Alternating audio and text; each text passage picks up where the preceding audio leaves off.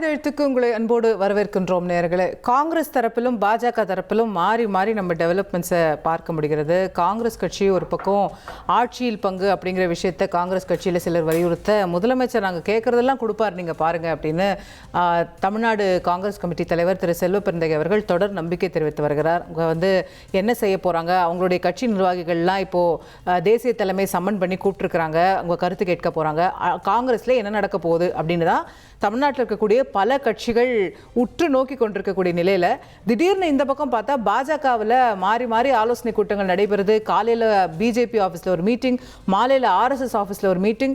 திடீர்னு தேர்தலுக்கு 2 மாதம் இருக்கக்கூடிய நிலையில் பாஜகவினுடைய அமைப்பு பொதுச் செயலாளர் மாற்றப்படுகிறார். என்ன நடக்குது அப்படின்ற கேள்விகள் அங்கேயும் எழும்பிக் கொண்டிருக்கின்றன. இப்போ இந்த தேசிய கட்சிகள் 2 பேருமே தேர்தலுக்கு 2 மாதம் தான் இருக்கக்கூடிய நிலையில் ஒரு தெளிவுடன் இருக்கிறார்களா, இல்லை ஒரு கேஆஸில் தான் இருக்கிறாங்களா, ஒரு வகையான குழப்பத்தில் தான் இருக்கிறாங்களா? 2 கட்சிகளுமே என்ன மாதிரியான வியூகங்களை முன்னெடுக்க போகிறார்கள் அப்படிங்கிறது தான் இன்றைய நிகழ்ச்சியில் விவாதிக்க போகின்றோம். நம்மோடு இணையக்கூடிய விருந்தினர்கள் பத்திரிகையாளர் திரு ராஜகம்பீரன் அவர்கள் நம்மோடு இணைந்திருக்கின்றார். அதே போல அரசியல் விமர்சகர் திரு பொங்கலூர் மணிகண்டன் அவர்களும், காங்கிரஸ் கட்சியின் சார்பில் திரு இதயத்துல்லா அவர்களும் நம்மோடு இணைகின்றார்கள். இன்னும் சற்று நேரத்தில் பாஜகவின் பிரதிநிதியும் நம்மோடு இணையவிருக்கின்றார்.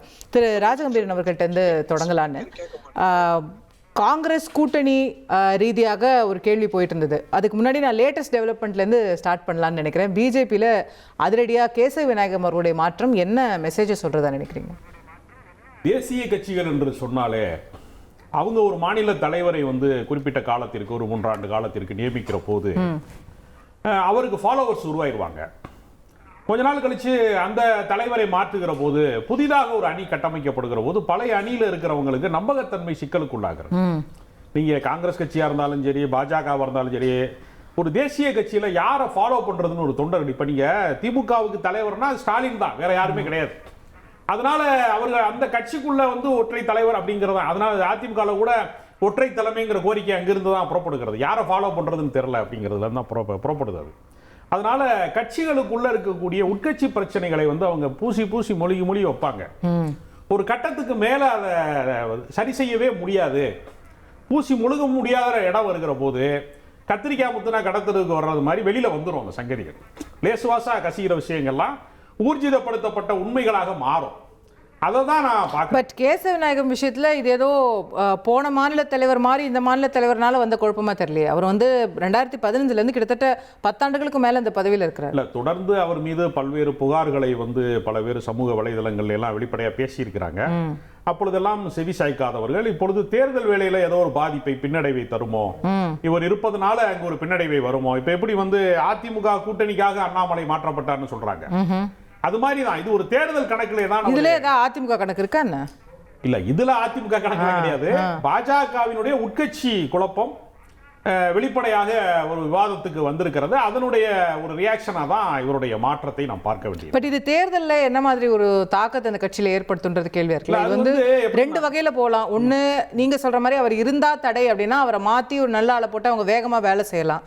இல்ல இப்போ கடைசி நேரத்துல 2 மாசத்துக்கு முன்னாடி ஒரு புது ஆளை போட்டு இன்னும் குழப்பம் ஆகிறதுக்கான வாய்ப்பும் தெரியுதா? புது ஆளை போட்டா குழப்பம்லாம் வராது. பழைய ஆட்கள்கிட்ட தான் குழப்பமா. எப்பவுமே என்ன நடக்கும்னா, புதிதா வர்றவரை நீங்க முதல் கட்டமாக வரவேற்பார்கள், ரசிப்பார்கள். மைனஸ் எல்லாம் தெரியறதுக்கு முன்னாடி தேர்தல் முடிஞ்சிடும். அதுதான் எப்பவுமே உள்ளது. பழைய ஆட்கள்கிட்ட தான் அவரு யாரை பிடிக்கும், யாரை பிடிக்காது, அந்த அணி சார்ந்த விஷயங்கள், அது யாருக்கு அவர் பாரபட்சமாக நடந்து கொள்கிறார் அப்படிங்கிற பிளஸ் மைனஸ் எல்லாம் பெரிய விவாதத்துக்குள்ளாகி அதுல ஒரு வெறுப்பு அரசியல் உள்ள ஃபார்ம் ஆயிரும். இவர்கிட்ட போக கூடாதுன்னு ஒரு குரூப்பும், போகணும்னு ஒரு குரூப்பும், 2 பேர் எப்பவுமே உள்ளுக்குள்ள மண்டு கட்டிக்கிட்டே இருப்பாங்க.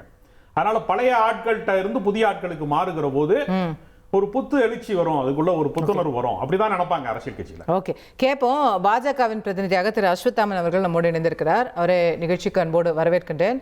என்ன சார் இவ்வளவு அதிரடி? என்னாச்சு? என்ன திருடி?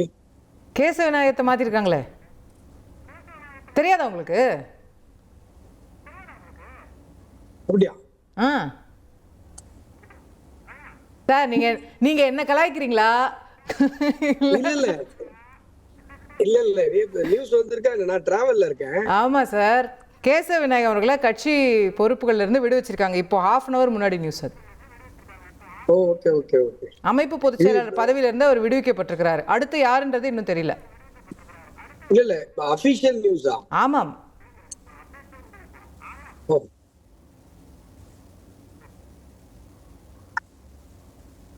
Okay, I'll give you 2 minutes to process that. எனக்கு வந்து ஒரு பாஜக கிட்ட கேஸ் விநாயகம் மாற்றப்பட்டாருன்னு ஆனர்ல சொன்னா என்ன மாதிரி ரியாக்ஷன் வரும்ன்றது எங்களால பார்க்க முடியுது. I'll give you 2 minutes. இல்ல ஏன்னா இப்ப நீங்க சொல்றது என்ன வெரிஃபை பண்ணணும்ன்ற மாதிரி தான் இருக்கு எனக்கு. சுச்சுவேஷன் நான் டிராவல்ல இருக்கேன். ஷூர் புரியுது. இல்ல நீங்க வெரிஃபை பண்ணுங்க. நீங்க வந்து ஒரு சாதாரண பாஜக தொண்டருடைய ரியாக்ஷனை எங்களுக்கு காமிச்சதுக்கு ரொம்ப நன்றி. உங்களுடைய ஷாக் என்னால் பார்க்க முடியுது. Jokes apart, but you can verify. I just give you some time. I will come back to you. நான் திரு ஹிதயத்துல்லா அவர்கள்ட்ட கொண்டு போகலான்னு நினைக்கிறேன். காங்கிரஸ் கட்சியில் முடிவு எடுத்துட்டாங்களா சார்? எடுத்துருவாங்களா சார்? எப்போ சார் அதிகாரப்பூர்வமாக கூட்டணி அறிவிப்பீங்க? அதில் இன்னமும் ஒரு கமா இருக்குதா? தொடர்ந்துகிட்டு இருக்கா? காங்கிரஸ் கட்சியை பொறுத்தவரை 2016 நாங்கள் எடுத்த முடிவில் தொடர்ந்து இருக்கிறோம். பல தேர்தல்களை நாங்கள் சந்திச்சிருக்கோம். இது 2016 மட்டுமல்ல, 2004 தொடர்ந்து வரக்கூடிய இந்த கூட்டணி இடையில 2014 ஒரு தொய்வு ஏற்பட்டது. அந்த தொய்வினால் எங்கள் 2 பேருக்குமே இழப்பு ஏற்பட்டது என்பது மக்களுக்கு தெரியும். ஆக இந்த 2 பேரும் கூடாவிட்டால் அது வந்து தமிழ் மக்களுக்கு கேடாய் முடியும் என்று இன்றைய முதல்வர் ஸ்டாலின் அவர்கள் நினைத்ததன் காரணமாக இன்று காங்கிரஸ், திமுக, அந்த மக்கள் நல கூட்டணியில் 2014 இருந்த கட்சிகள் எல்லோரும் ஒன்றிணைந்து இன்றைக்கு கடந்த 10-11 ஆண்டுகளாக எங்களுடைய கூட்டணி பாராங்கல் போன்று எஃகு போன்று இருக்கிறது. இப்பொழுது கூடுதலாக சில உலோகங்கள், கமலஹாசன் போன்று மற்ற உலோகங்களும் எங்களுடைய உலோகத்துக்குள்ளோடு சேர்ந்து இருக்குது. இந்த நாளுக்கு நாள் வலிமை பெற்றுக் கொண்டு இருக்கிறது. அதைவிட இன்னும் சொல்ல போனால் அதிமுகவில் இருந்து சிலரும் வந்து கொண்டிருக்கிறார்கள். வேறு பல கட்சியிலிருந்து வந்து கொண்டு அதிமுகவிலிருந்து சிலர்னா புரியல. கூட்டணி கட்சிகளை சொல்றீங்களா, நபர்களை சொல்றீங்களா?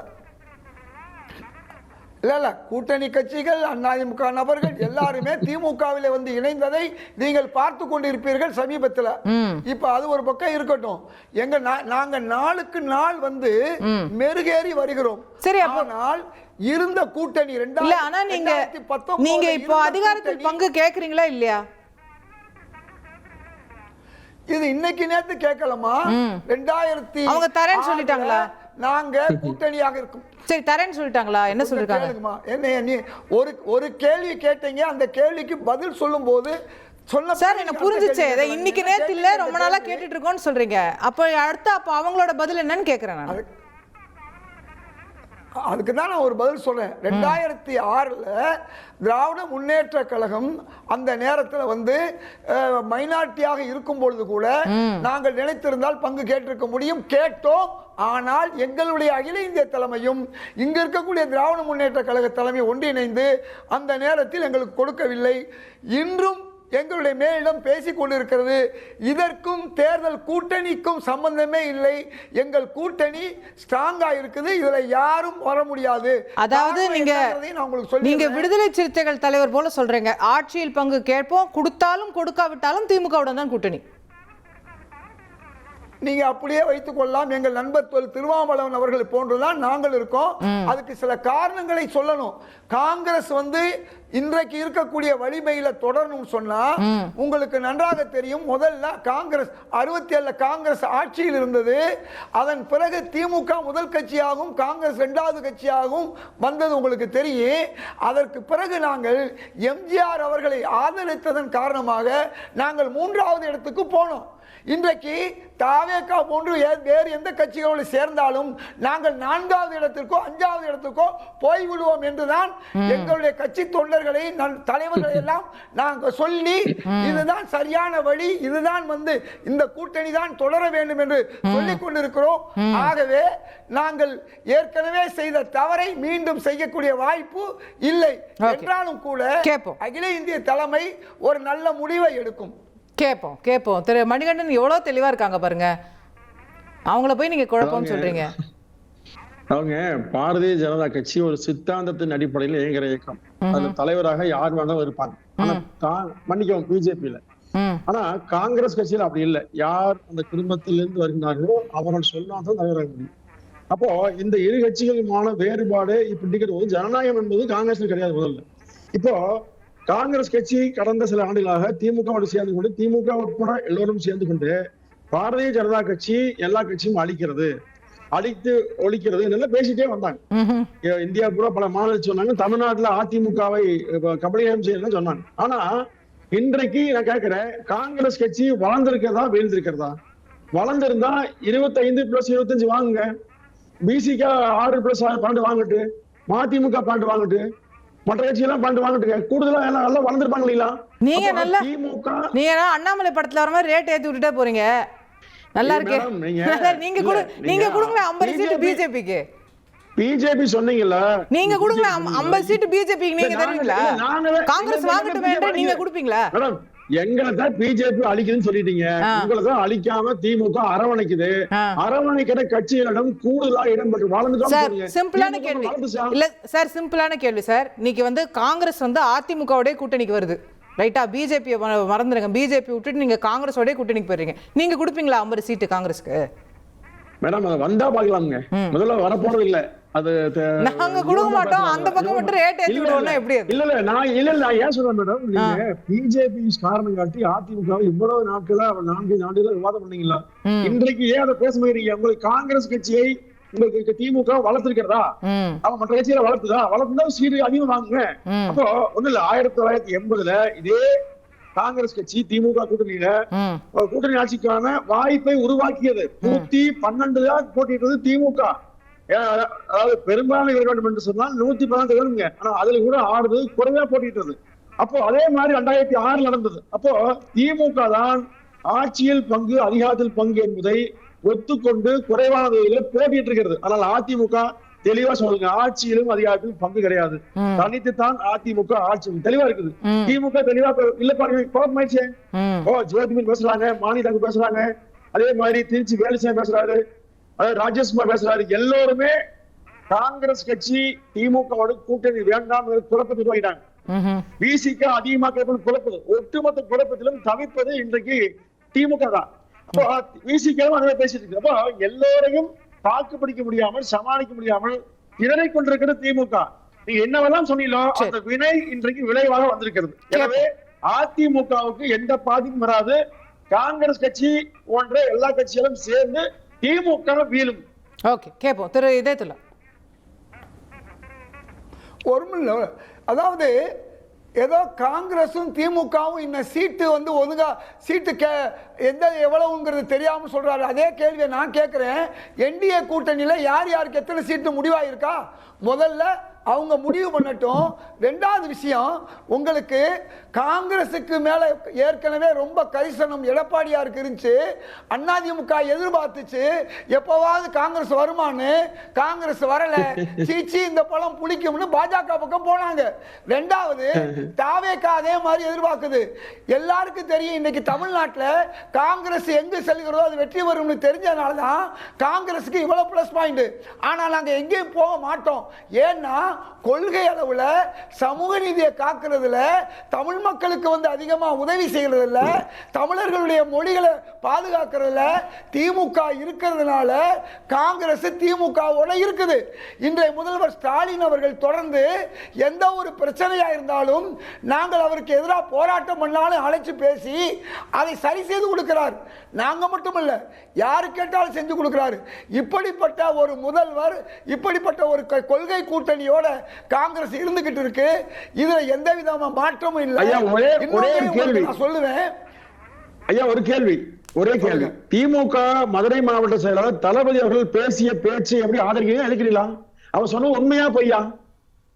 எங்கேயுமே ஆளே இல்லைன்னு சொல்லி காங்கிரஸ் கட்சியை நேரடியாக ஒரு மாவட்ட செயலாளர் பேசினாரு. காங்கிரஸ் கட்சி ஏன் ரோசம் இல்லை?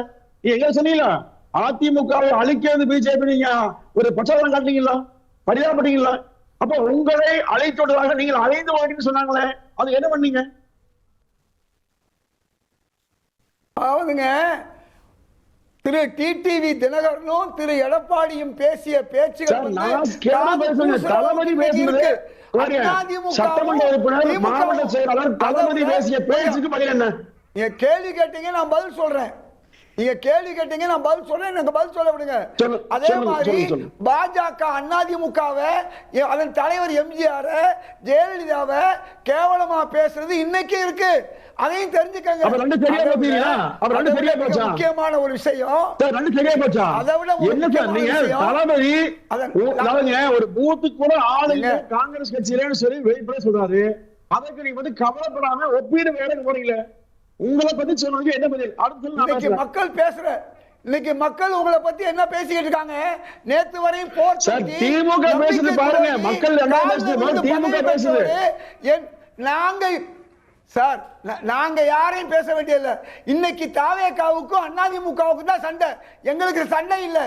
இன்னைக்கு உங்களுடைய சண்டையெல்லாம் வந்து இப்ப முடிஞ்சிருக்கு.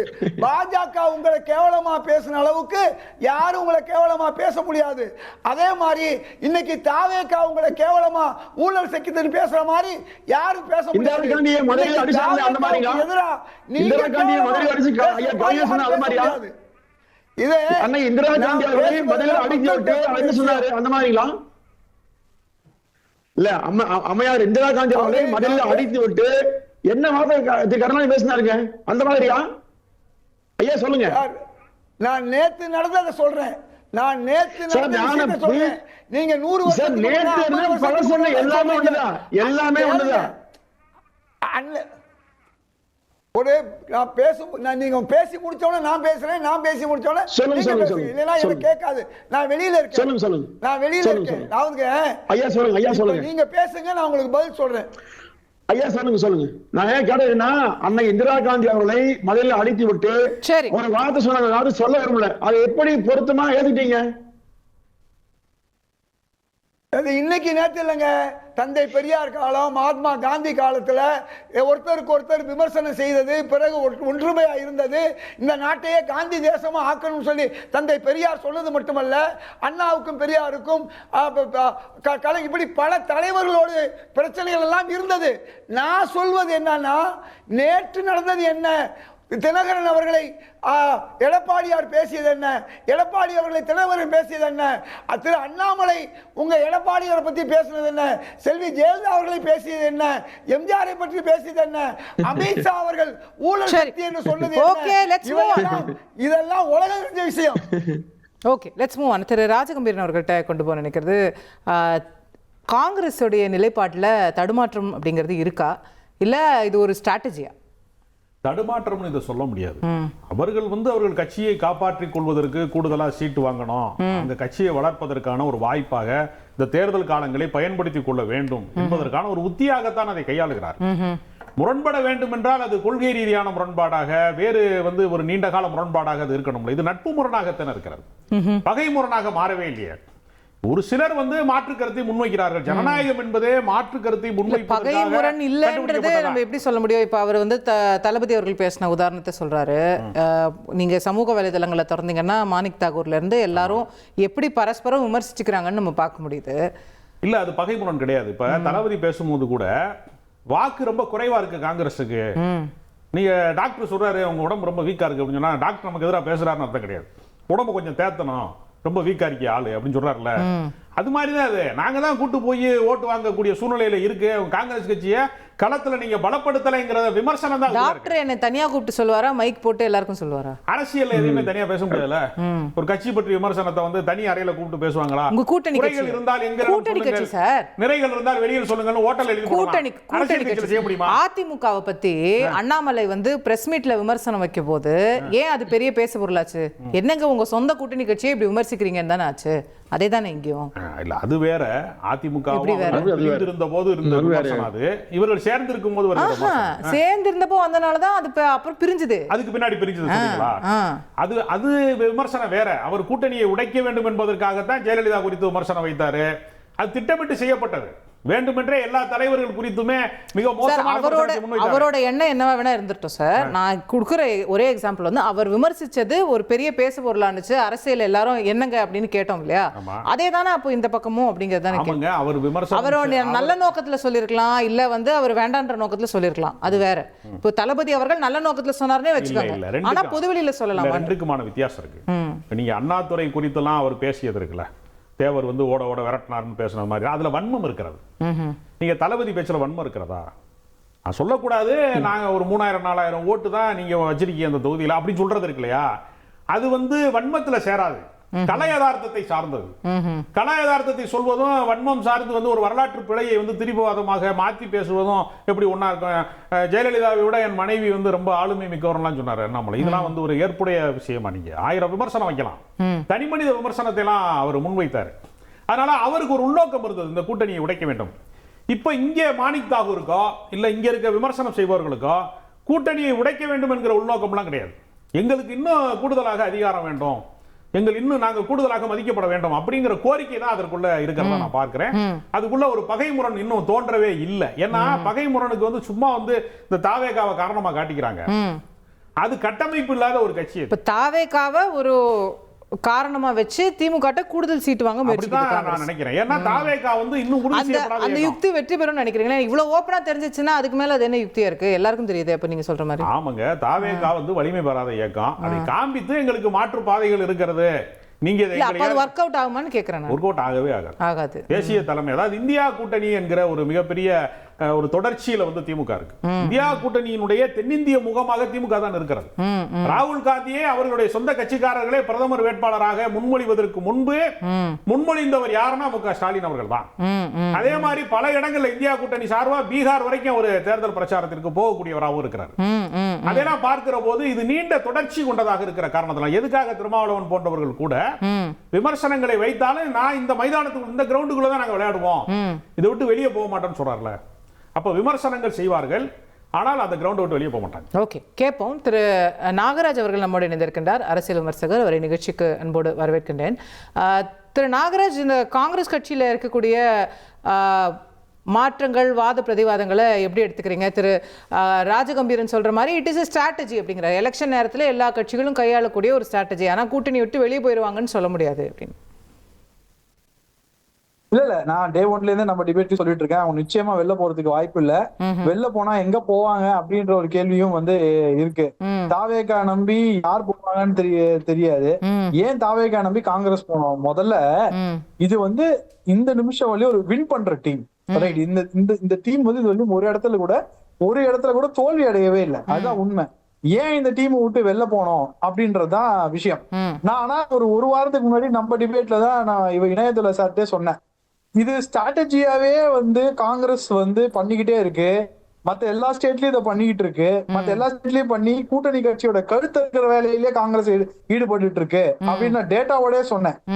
பூபேஷ் பாகலுக்கு என்ன நடந்தது, அதே போல பிரியங்கா காந்தியை வச்சு அகிலேஷ் யாதவ் எப்படி டாப்பிள் பண்ணாங்க, இப்போ பீகார்ல எப்படி டாப்பிள் பண்ணாங்க, நம்பர்ஸோடய சொன்னேன். சாரி, என்கிட்ட நம்பர்ஸ் ஹேண்டிலா இல்ல, ஹேண்டியா சொல்ல முடியல.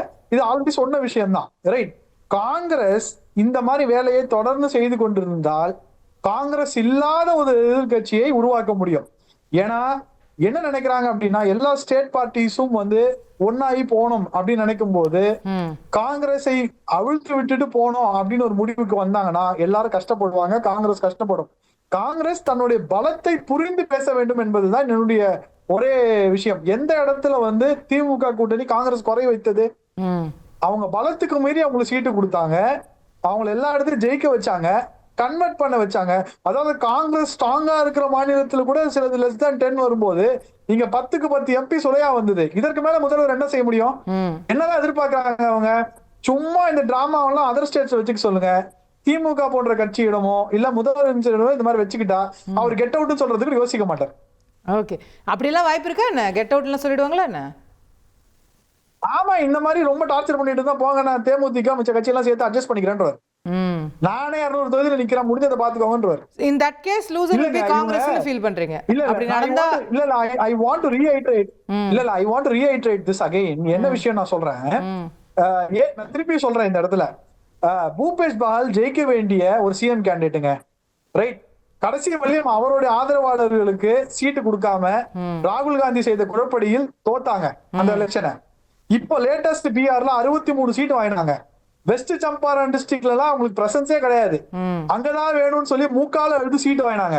அந்த டிஸ்ட்ரிக்ட்ல ஒரு சீட்டு தான் ஜெயிச்சாங்க. ஒருத்தர் ஜெயிக்க வைக்கிறதுக்கு சீட்டு வாங்கி மொத்த டிஸ்ட்ரிக்ட்டுக்கு அவுட் பண்ணாங்க.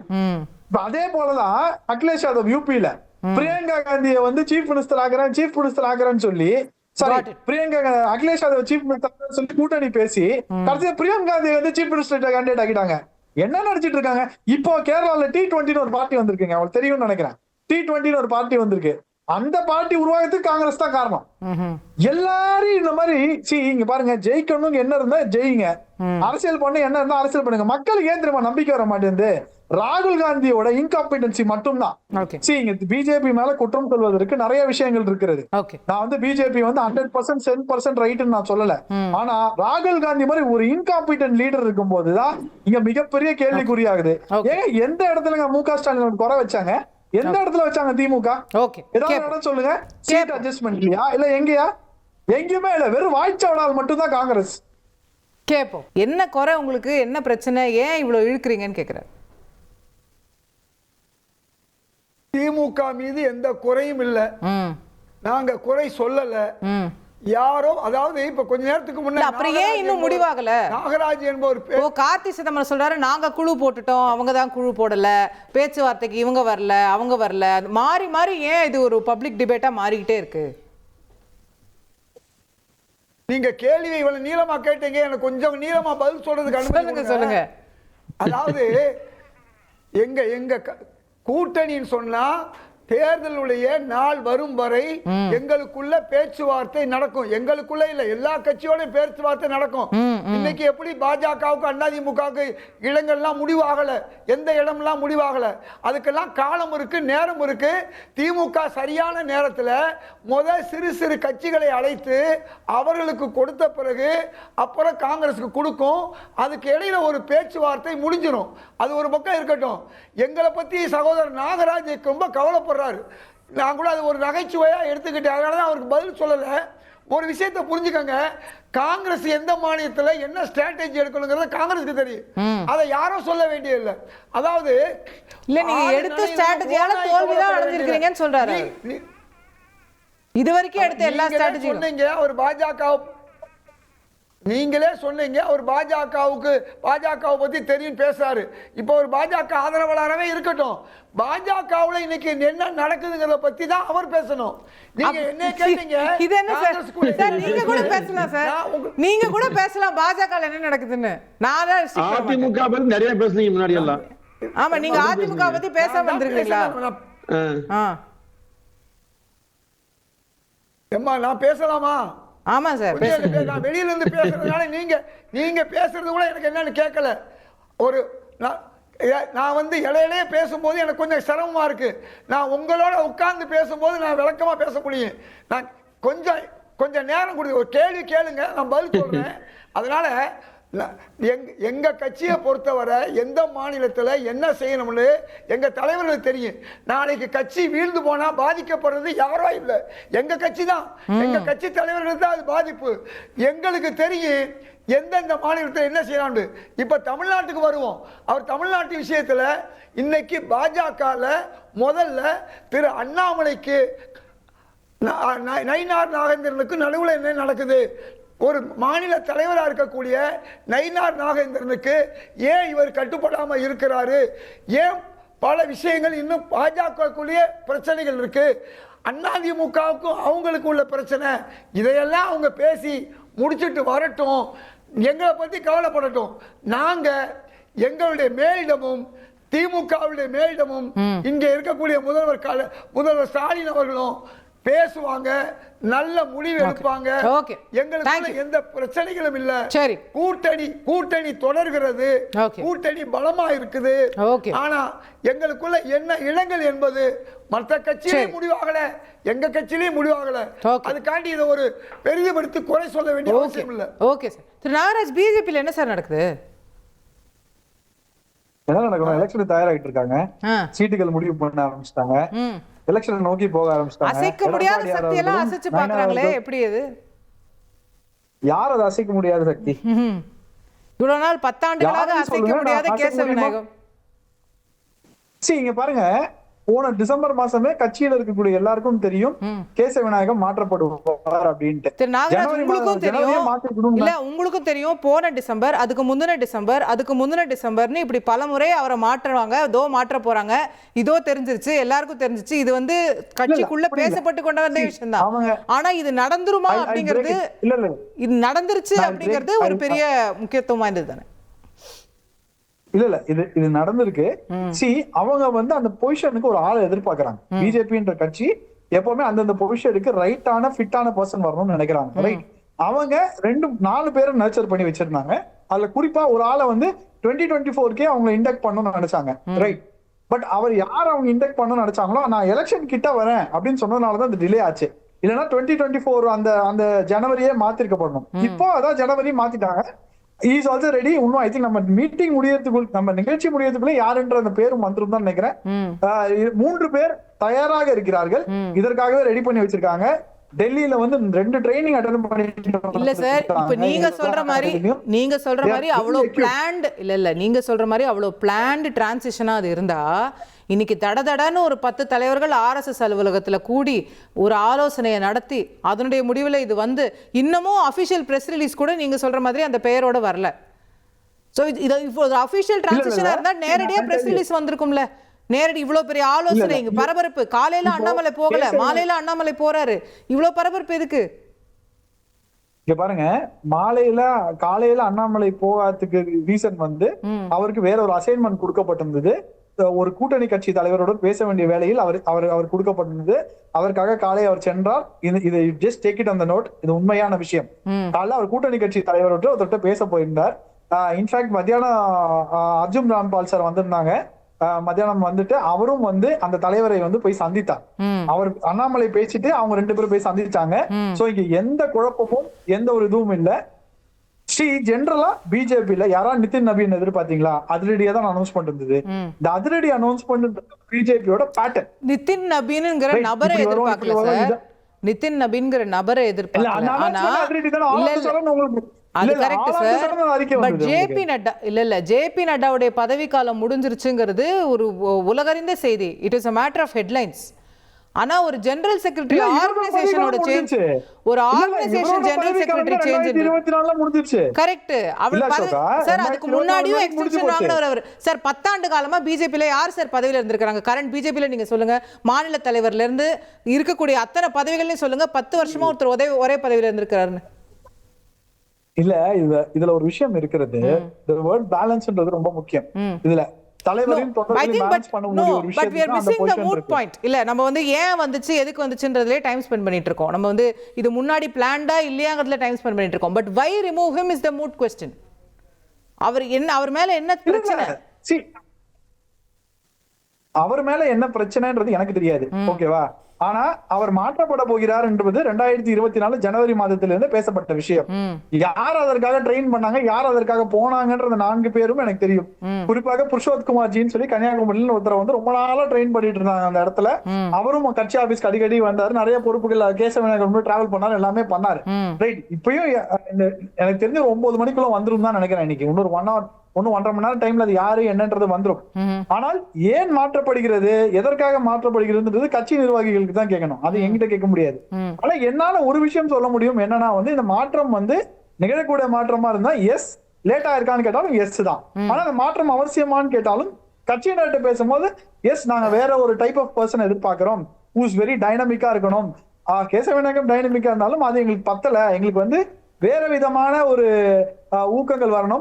கேசவ விநாயகம் ஓல்டு டைப் பர்சனா இருக்காரு, ஒரு ஓல்டு ரிலேஷன்ஷிப்பை ஃபாலோ பண்றாரு அப்படின்றத ஒரு குற்றச்சாட்டா இருந்தது. அதற்கான பதில் தான் இன்னைக்கு கிடைச்சிருக்கு. பட் இந்த 2 மாசம் 10 மாதம் ஒரு புது ஆர்கனைசேஷன் செக்ரட்டரி வந்து இதுனா இந்த பதவிங்கிறது பிஜேபியில் எவ்வளவு முக்கியத்துவம் வாய்ந்ததுங்கிறது உங்களுக்கு தெரியும் எல்லாரையும் விட. ஸோ ஒரு ஒட்டுமொத்த ஆர்கனைசேஷனை சரி பண்ணக்கூடிய இடத்துல ஒரு 2 monthsல அவங்களால செஞ்சிட முடியுமான்ற கேள்வி. யார் இந்த பதவியில போடுறாங்களோ அவங்களுக்கு ஆல்ரெடி பிஜேபி ஸ்ட்ரக்சரும் பிஜேபி நபர்களும் பழக்கமான நபர்கள் தான். இப்போ அந்த இன்னொரு 4 பேர் நான் சொன்ன பாத்தீங்களா, அவங்க ஆல்ரெடி தினம் இந்த விஷயத்துக்காக ட்ரெயின் பண்ணப்பட்டவர்கள் தான். நீங்க எந்த அந்த லெவல்ல இருக்கிற அந்த RSSல அந்த லெவல்ல இருக்கிறவங்க எல்லாருமே அந்த கிரவுண்ட் பாலிடிக்ஸ்ல வந்து ட்ரெயின் பண்ணப்பட்டவங்களா. ஃபார் எக்ஸாம்பிள் பிரகாஷ் எம்னு ஒருத்தர் இருக்காரு, அவர் வந்து கேரளா பாலிடிக்ஸ கரைச்சு குடிச்சவர்.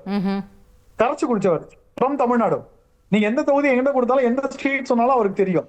இந்த மாதிரி எல்லா ஸ்டேட்லயுமே ஒரு 4 to 10 நபர்கள் இருக்காங்க. குறிப்பாக இந்த பொசிஷனுக்கு 4 நபர்கள் ரொம்ப நாளா ட்ரெயின் பண்ணிட்டு இருக்காங்க. எக்யூப் பண்ணிட்டு இருக்காங்க. எனி டைம் வரலாம்னு சொல்லப்பட்டிருந்து அதற்கான முடிவு இன்னைக்கு வந்திருக்கு அப்படின்னு தான் சொல்லுவோம்.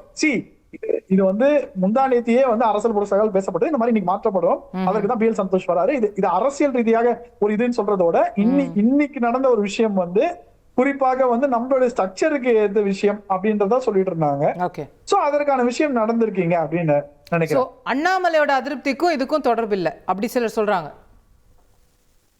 இங்க பாருங்க, அதிருப்தி இல்லாத அரசியல்வாதியே கிடையாது. அதான் நான் சொல்றேன், அதிருப்தி இல்லாத அரசியல்வாதியே கிடையாது. அரசியல்வாதிக்கு அதிருப்தி எப்பவுமே இருக்கும். ஆனா ஒவ்வொரு இண்டிவிஜுவல் அதிருப்திக்கும் கட்சியை வந்து பதில் சொல்லிக்கிட்டே இருக்கணும்னா வந்து எல்லாரையும் தமிழ்நாட்டு எல்லா அரசியல்வாதியும் எல்லா கட்சியிலும் எல்லாரையும் மாத்திக்கிட்டே இருக்க வேண்டியதுதான். குறிப்பா ஜெயலலிதா கட்சியெல்லாம் வந்து பாத்தீங்கன்னா டெய்லி ஒருத்தரை மாத்தணும், 1 hour ஒருத்தரை மாத்தணும். அவ்வளவு அதிருப்தி இருக்கு அந்த கட்சியில. அதெல்லாம் பேசிட்டு இருக்கோமா? ஜாலியா இருங்க மேடம். சோ அப்போ இந்த மாற்றம் வந்து பிஜேபிக்கு உதவ போகுது எலெக்ஷன்லன்றது உங்க பார்வை? வரதுல 4 பேருமே எலெக்ஷன் ஸ்பெஷலிஸ்ட். மத்த மாநிலங்கள்ல அந்த 4 பேர் ட்ரெயின் பண்ணவங்கல்ல மத்த மாநிலங்க குறிப்பாக கீழே இறங்கி வேலை செஞ்சவங்க, ஒரு எலெக்ஷனை எப்படி அணுகணும் தெரிஞ்சவங்க, தமிழ்நாடு ஃபுல்லா டிராவல் பண்ணவங்க. குறிப்பா புருஷோஜி எல்லாம் வந்தாருன்னா வந்து பாத்தீங்கன்னா வந்து ஒரு ரணகலம் பண்ணி விட்டுருவாரு. அவர் வந்து அவரோட ஒர்க்கிங் ஸ்டைல் வேற மாதிரி இருக்கும். ரைட். தமிழக அரசியல் நன்கு புரிந்து ஸ்ட்ரக்சரும் புரிஞ்ச ஒரு நபர் தான் வேணும். நான் ஒரே ஒரு விஷயம் மட்டும் சொல்லிடுறேன், ஆர்கனைசேஷன் இதுல மட்டும். இதுவரையும் இருந்தவங்க எல்லாமே வந்து கட்சி ஸ்ட்ரக்சரை வந்து பலப்படுத்துறதுக்கு ஒர்க் பண்ணாங்க. ரைட். பட் எல்லா ஸ்டேட்லயுமே பிஜேபி வந்து ஒரு டிரான்சிஷன் கொடுத்தது. அரசியல் பிளஸ் கட்சி ஸ்ட்ரக்சர் தெரிஞ்ச ஒரு ஆள் வேணும்ட்டு அதற்கான ஏற்ற நபராக தான் மாற்றப்படுவார். ஓகே. திரு ராஜகம்பீரன் ரணகலம் பண்ணிட போறாங்களாமே, ஏதோ புது ஆட்கள் வந்து எதிர்கட்சிகள்லாம் பயப்படணுமோ? இல்ல, அவர் குறிப்பிட்டு பேசுனதுல ரொம்ப முக்கியமான விஷயம், கட்சியில சில பேர் அதிருப்தியா இருப்பாங்க, அதை பொருட்படுத்த தேவையில்லைன்னு ஒரு கருத்தை அவர் சொல்றாரு. அதுதானே காங்கிரஸ் கட்சியில நடந்துட்டு இருக்கு. மாணிக் தாகூருக்கும் யாரோ ஒரு பிரவீன் சக்கரவர்த்திக்கும் அதிருப்தி இருக்கு அப்படிங்கறதானே. அங்க மட்டும் திமுகவை தானே சப்போர்ட் பண்ணி பேசுறாரு. என்ன நீங்க அப்படி சொல்றீங்க? திமுகவை சப்போர்ட் பண்ணல அவரு. அந்த கூட்டணி உடைவதற்கான அந்த வியூகங்களை எப்படி எல்லாம் வந்து கருத்துக்களை எல்லாம் சொல்லணுங்கிறதுக்காக அவர் திமுகவுல ஸ்டாலின் நினைச்சா தூக்கி எறிஞ்சிருவார் காங்கிரஸ்ங்கிறாரு. அது என்ன திமுக கூட்டணிக்கு ஆதரவான கருத்து? அது அப்படி கிடையாது. இதெல்லாம் வந்து சும்மா நம்ம சொல்றதா, வழக்கமா சொல்றதுதான். அதனால அவருடைய நோக்கம் அது கிடையாது. அதனால எல்லா அரசியல் கட்சியிலையுமே மாற்று கருத்து கொண்டவர்கள் அப்படின்னு ஒரு கட்சிக்குள்ளே இருப்பாங்க. இப்ப நீங்க தேசிய கட்சியில என்ன செய்வாங்கன்னா, ஒவ்வொரு தலைவரை நியமிக்கிற போது ஒரு அணி அரசியல் ஃபார்ம் ஆயிடுவாங்க. அப்ப கோஷ்டி அரசியல் தொடங்கிடும். அடுத்த தலைவரை மாற்றும் போது இந்த கோஷ்டியில் இருக்கவங்களுக்கு போக்கடம் தெரியாது, எல்லாரும் டெல்லிக்கு போய் அரசியல் செய்ய முடியாது. அப்ப அந்த குறிப்பிட்ட தலைவரை தான் அவங்களால ஃபாலோ பண்ண முடியும். அதனாலதான் இளங்கோவன் அணி, வாழப்பாடி அணி, மூப்பனார் அணி, அழகிரி அணி அப்படிலாம் வருஷம் இப்ப செல்வ பிறந்த அணி வரைக்கும் இருக்கும். அது பாசி அணி எல்லாமே இருக்கும். இதே மாதிரியான சூழ்நிலை தான் இப்ப அண்ணாமலைக்கு ஒரு தனி அணி இருக்கு. அவருக்குன்னு ஆதரவாளர்கள் கொஞ்சம் பேர் இருக்காங்க. தனியா கட்சி ஆரம்பிப்பாரா, அவர் எங்கே போக போறாரு அப்படிலாம் பேசிட்டு தான் இருக்காங்க. அப்ப எல்லா தேசிய கட்சிகளும் எப்படி சார் உதயநிதி திமுக, ஸ்டாலின் திமுக மாதிரியா 2 பேரும் என்ன வேற வேற கட்சியா நடத்துறாங்க? 2 பேரும் வேற வேற கட்சி நடத்துறாங்க. அண்ணாமலை மத்தவங்க வேற வேற கட்சியா நடத்துறாங்க.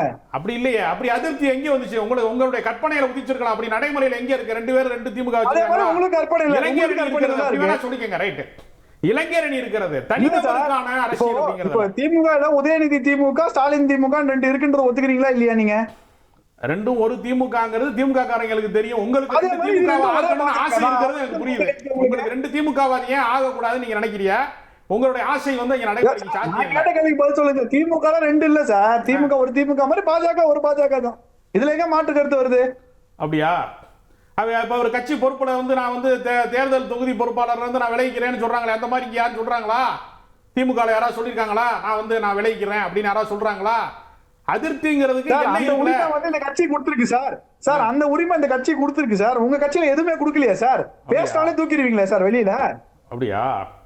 அதுக்கு பேர் உரிமை. கட்சியில இருந்து ஒருத்தர் வந்து பொறுப்புல இருந்து விலகி போறது, வேலை செய்யாம இருக்கிறது, கட்சியில இருந்து விடுவிக்கப்படுவதெல்லாம் வந்து கட்சி வளர்ச்சிக்கு உதவும் நம்முடைய கூட இருக்கு. சார் இன்னைக்கு காலையில கூட ஒரு கூட்டணி கட்சி பேச்சுவார்த்தை நடத்துறாரு சார். கட்சிக்கு அதான் சார் பண்ணாரு. எங்க சார் கட்சி பொறுப்புல இருந்து விலகினாரு? எங்க அண்ணாமலை தூக்கப்பட்டிருக்குன்னு வந்ததா? சரிங்க. சும்மா ராஜகம்பீரனுக்கு சார் உங்க கட்சி டிஆர் பாலுல இருந்து எல்லாருக்கும் அண்ணாமலை கண்ணு நடுக்கும் சார். உங்க கட்சி டிஆர் பாலுல இருந்து எல்லாருக்கும் அண்ணாமலை கண்ணு நடுக்கும். ஏன் ஒரு வாட்டி வர சொல்லுங்களேன் கோர்ட்டுக்கு. வர சொல்லுங்க சரி, இன்டராகேஷன் பாப்போம். சரி, ஓகே. எல்லா வாட்டியும் வாய்தா. தேங்க்யூ. இடைவேளை. தேங்க்யூ. இல்ல நான் முடிச்சிடறேன். இல்ல நான் முடிக்கிறேன். அநேகமா வந்து இவங்க கட்சியில என்ன சொல்லுவாங்க, ஜெயலலிதா தான் வாய்தா ராணின்னு சொல்லுவாங்க. நான் இப்ப சொல்றேன் வந்து டிஆர் பாலு வாய்தா ராஜான்னு சொல்றேன். வாய்தா வாங்கிட்டே இருக்காரு அண்ணாமலை கேஸுக்கு. எப்பயாவது வாய்தா வாங்காம வர சொல்லுங்க பாப்போம். தைரியமா பேஸ் பண்ண சொல்லுங்க பாப்போம். ஓகே, இடைவேளைக்கான விவாதத்தை தனிநபர் துதிவாடுறதுக்கு பயன்படுத்தாதீங்க. விவாதங்கிறது ஒரு பொது கருத்தை உருவாக்குற இடம். நீங்க தனிநபர் ரசிகர் மன்றத்தை எல்லாம் இங்க ஓபன் பண்ணாதீங்க. டிபேட் இல்லையா? உங்களுக்கு ஒருத்தர் பிடிக்கும்னா புகழ்றதுக்கு டிபேட்டை பயன்படுத்திக்கிறீங்களா? நீங்க தான் அண்ணாமலை கொண்டு வந்தீங்க, நான் பேசுறேன். நீங்க தனியா பேசுறேன். பொங்கலூர் மணிகண்டன், உங்கள்ட்ட என்ன தொடங்கலாம்னு நினைக்கிறேன். நிறைவான உங்களுடைய பாருங்க. அதாவது அதிமுகவில் ஏதாவது பிரச்சனை நடந்தால் அதுக்கு பெயர் பகை முரண். ஆனால் திமுகவில் எது நடந்தாலும் அது நட்பு முரண். இப்ப நீங்க அண்ணன் திருச்சி வேலுச்சாமி அவர்கள் திரு கருணாநிதி அவர்கள் குறித்து கலைஞர்னு சொன்னால் அதுக்கு என்ன அர்த்தம் என்று கடுமையா நேற்று பேசிட்டு இருக்காரு. இதான் பழசுங்கிறீங்க. அப்போ இதையெல்லாம் கண்டுகொள்ளாமல் கவலைப்படாமல் திமுக ஏன் இருக்குது? அப்போ இந்த கூட்டணியை அதிமுக கூட்டணியை அடிமை கொண்டு சொல்லுவீங்க. இன்னைக்கு எல்லாம் அது என்ன சொல்லுவீங்க? அப்போ அதிமுக இன்றைக்கு தெளிவாக மக்களை சந்திக்கிறது. 200 தொகுதி பக்கமாக பொதுச்செயலாளர் சுற்றுப்பயணம் செய்திருக்கிறார். மக்கள் மிகப்பெரிய கொந்தளிப்பு இருக்காங்க. இதை மூடி மறைப்பதற்காக திமுக மக்கள் பிரச்சனை பேசல, அதிமுக என்ன சொல்றதோ அதை பத்தி பேசல, பிஜேபி மட்டும்தான் பேசுது. நாங்கள் என்ன சாதிச்சோம், அடுத்து என்ன சாதிக்க போறோம், இதை சொல்ல தயார திமுக இல்லைங்க. மாற்றாக முழுக்க பாஜக மோடி இதை மட்டுமே பேசிக்கொண்டதுக்கு காரணம் இவர்களுக்கு தேவையை செய்த சாதனை சொல்லி சந்திக்க தயாரில்லை, துணிவில்லை. ஆனால் அதிமுக அப்படி இல்லை. 4 ஆண்டு காலம் நாங்கள் செய்தோம், இதை வைத்து மீண்டும் நாங்கள் இப்படி செய்வோம் என்று துணிச்சல் சொல்லுங்க. எனவே இந்த துணிச்சல் தான் திமுகவை 2026 நிச்சயமாக அதிமுக கூட்டணி வேறடி மண்ணோடும் வீட்டுக்கு அனுப்பி மிகப்பெரிய வெற்றியோடு எடப்பாடியார் 2வது முறையாக ஆட்சியில அமர்வார். பாஜக எப்படியெல்லாம் அதிமுகவை கவிழ்க்கிறது தவறு சொன்னீங்களோ, இன்னைக்கு திமுக அனைத்து கட்சிகளும் கைவிட்டது, அனைத்து கட்சிகளும் அழைத்துக் கொண்டிருக்கிறது. அதுதான் கொத்தரிமை கூட்டணி. உங்க தொகுதி பங்கீடுலாம் இறுதி ஆயிருச்சு அப்படிதானே? எங்க தொகுதி பங்கீடு எல்லாமே சும்மா பேசி முடிச்சாச்சுங்க. எந்த சிக்கலும் கிடையாது. எதுவும் அறிவிச்ச மாதிரி தெரியலையா? பாக்கலையா? நீங்க 60 நாள் ஆச்சு காங்கிரஸ் கட்சி குழு அமைத்து தமிழ்நாட்டுல குழுவே அமைக்காமல் ஏன் பேச திமுக? என்ன காரணம்ங்க? எந்தெந்த கட்சின்னு முடிவாயிடுச்சா மேடம்? என்டிஏல இதுவரை சேர்ந்துள்ள கட்சியில குறை சொல்றாங்க. இன்னமும் கட்சி இல்ல சார், இன்னமும் கட்சி சேர வேண்டியது இருக்குதானே? இன்னும் ஃபைனல் ஆகல இல்ல. இதயத்துள்ள அதானே சொல்றாரு, உங்களுக்கும் ஃபைனல் ஆகல எங்களுக்கும் ஃபைனல் ஆகல, ஏன் எங்களை மட்டும் கேக்குறீங்க? மேடம் நீங்க ஆண்ட கட்சி சாதனை செஞ்சுன்னு சொன்னீங்க, திராவிட மாடல் சொன்னீங்க, உங்களுக்கு அந்த ஜொலிப்பு இருக்கலாம். ஆனால் எதிர்கட்சியாக 5 ஆண்டு காலம் பல சோதனைகளை தாண்டி கடந்து சந்தித்த இயக்கம் அதிமுக. அது அப்படிதான் இருக்குங்க. ஒவ்வொரு படியாக எடுத்து வைக்கிற போது ஒவ்வொரு நாளும் ஒரு முடிவு மாறுங்க. 26 வெற்றி வருவதற்கான மிகப்பெரிய சிறந்த அணியை அமைச்சிருக்கிறது. என்ன முடிவு எடுத்தாலும் பிரச்சனை இல்லைங்க. அதிமுக உள்ளதை யாராலும் தடுக்க முடியாது. Okay right. திரு ராஜகம்பீரன், இந்த காங்கிரஸ் பிஜேபி 2ல யார் இப்போ சரியான ரூட்ல போறாங்கன்னு நினைக்கிறேன்? காங்கிரஸ் பிஜேபிக்குள்ள வந்து 2 தேசிய கட்சிகளுமே ஒரு திராவிட கட்சியின் தயவு இல்லாமல் தமிழ்நாட்டிலே இயங்க முடியாது என்கிற தடுமாற்றத்திலே தான் இருக்கிறது. 2 கட்சிகளுமே எந்த கட்சி வந்து சரியா இருக்குன்னு நம்ம சொல்லவே முடியாது. சிறிய தடுமாற்றத்தில் தான் இருக்கிறாங்க. என்டிஏ கூட்டணியை பொறுத்த வரையில அவங்க தலைமை என்று சொன்னதனாலேயே அதிமுக என்கிற மாநில கட்சியை அவர்கள் பின்னுக்கு தள்ள பார்க்கிறார்கள் என்கிற விமர்சனத்தை, அந்த ஆதங்கத்தை அதிமுக தொண்டர்கள் எப்படி புரிந்து கொள்வார்கள், தமிழ்நாட்டினுடைய வாக்காளர்கள் எப்படி புரிந்து கொள்வார்கள் என்று ஒரு பக்கம் பார்க்க வேண்டியிருக்கிறது. அது அவர்களுக்கு பின்னடைவாக தான் நான் பார்க்கிறேன். இந்த பகுதியை பக்கம் வந்துட்டோம்னா காங்கிரஸ் திமுக கூட்டணியில விரிசல்கள் இருந்தாலும், வேற்றுமையான கருத்துக்கள் இருந்தாலும், கடுமையான விமர்சனங்களை முன்வைத்தாலும், இது நீரடித்து நீர் விலகாத மாதிரி ஒரு கட்டத்துக்கு மேல இவங்க ஒன்று கூடி விடுவார்கள் அப்படிங்கிற ஒரு பார்வை தான் எல்லார் மத்தியிலுமே இருக்கிறது. அதனால உடைவதற்கான சாத்தியம் இந்த வினாடி வரைக்கும் இல்ல, எதிர்காலத்திலும் எந்த தேர்தல் காலத்திலும் இருக்காது. ஓகே, திரு நாகராஜ் நிறைவான கருத்து. அதிமுக பாஜக என்டிஏ கூட்டணி பொறுத்தவரை சேர்க்கும் போது எந்தெந்த சீட்டும் பேசிட்டு தான் சேர்த்திருக்காங்க. ஒரு 5-6 சீட்ல இப்சார் பட்ஸ் மட்டும் தான் வச்சிருக்காங்க. இங்க தொகுதி பங்கீடு என்பது முடிந்து விட்டது, அறிவிக்கப்படவில்லை, அவ்வளவுதான். இதுதான் வந்து inside news. AIADMK BJP NDA கூட்டணி பொறுத்தவரை வெற்றியை நோக்கி எடப்பாடி போகிறார். ஒரு ரேஸ்ல வந்து ஃபர்ஸ்ட் டைம் வந்து எடப்பாடி வந்து 2019 இருந்து இப்போ வரலையும் ஒரு ஃபார்வர்ட்ல போறார். அது நிச்சயமாக பாஜக துணை நிற்கிறது அப்படின்றதான் பார்க்க முடியும். ஒரு சரியான நேர்கோட்டில் இந்த தேர்தல் போகிறது. It is going to be tough fight. Okay, திரு இதயத்துல்லா நிறைவான கருத்து. 2016 இருந்த அதிமுக இன்று இல்லை. இரண்டாவது 2019 இருந்த அதிமுகவும் இன்று இல்லை. உங்களுக்கு நன்றாக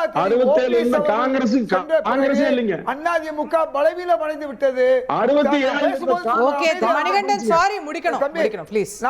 நான் பேசும்போது அமைதியா இருந்தா நான் பேசி முடிக்கல. இரண்டாவது செங்கோட்டையன் வரை வெளியே போயிட்டாரு. செங்கோட்டையன் வரை வெளியே போயாச்சு. ஆக இது பலகீனமான ஒரு அதிமுக. பாஜக கூட அண்ணாமலையுடைய ஆதரவாளர்கள் இன்னைக்கு பாஜகவோட இல்ல. ஆக பாஜகவும் மைனஸ், அதிமுகவும் மைனஸ். இவர்கள் 2 பேரும் சேர்ந்தாலும் பழைய நிலைமையில இல்ல. 10-20 இடங்கள் பெறுவதே கடினம். வெற்றி பெறுவது காங்கிரஸ் திமுக கூட்டணி. இந்த கூட்டணியோட பெரிய பிளஸ் அரசியல் நாடி ராகுல் காந்தி இருக்கார் சார். எங்களுக்கு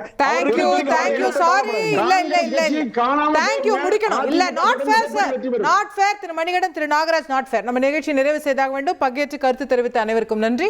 பார்த்த உங்களுக்கும் நன்றி நேயர்களே. வணக்கம்.